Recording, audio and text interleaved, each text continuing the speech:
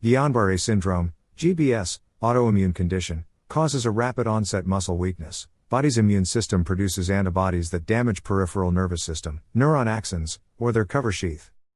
Initial symptoms are changes in sensation or pain and muscle weakness. Pain and weakness beginning in the feet and hands, often spreading to the arms and upper body, maybe neck also involved.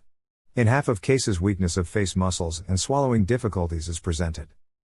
About 30% of people with Guillain-Barré syndrome continue to be able to walk. The symptoms may develop rapidly over hours to a few weeks.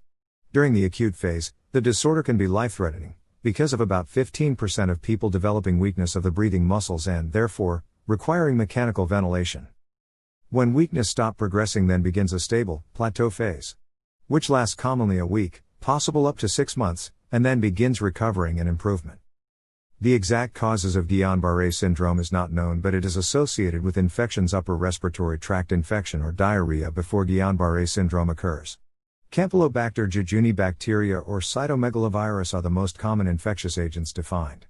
Less commonly triggered by surgery or vaccination. Underlying mechanism involves, body's immune system mistakenly attacks the peripheral nerves and damages them. Neuron axons are wrapped in a sheath of Schwann cells that contain myelin. Between Schwann cells are gaps, nodes of Ranvier, where the axon is exposed. Immune system attacks Schwann cells or directly axons.